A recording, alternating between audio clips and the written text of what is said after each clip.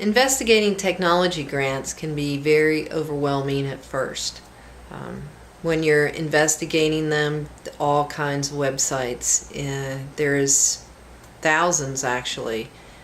There's a lot of money out there that I don't think educators are really aware of until you start searching. Most of the grants are due in the beginning of the year, so it is difficult to find grants at this time that are real, so that you can actually prepare them and submit them. But I did find several that I am working with. The research can take you many places unnecessary to what your needs are. So pinpointing your needs and kind of identifying what you're looking for student achievement is necessary for the success of the grant or actually receiving your funding. There is a lot of money available, like I said, and most of the grants, the more money that you're asking for, the more information is required on that grant. So I found that by me just asking for $498 for a document camera, there were thousands of grants available to me for that. What I decided on was the Washington Post grant.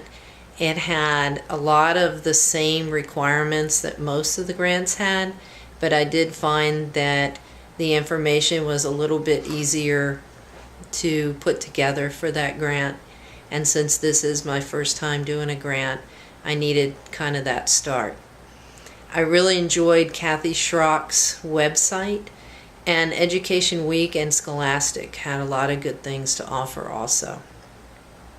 A lot of times the grants are so competitive that you really do need to be creative and innovative in how you're expressing the projects and things that you want to do if you can have what you're asking for. So the statement of need was the most important that I found that you do need, and you have to have that innovative approach. Your goals and objectives are important, but the itemized budget, I think, is what they're looking for, especially if it's just a piece of equipment or if there's materials or if there's ongoing monies then that are needed. You're really going to need to have an itemized budget. The grant proposal was evaluated through a colleague of mine, and I did prepare a rubric for that. That was pretty difficult in itself, but I did find Grant Guru on the website that it was really nice to see that, because he helped in his tips that he offers on how to put together a rubric for the grant process, and it really did help in writing the grant.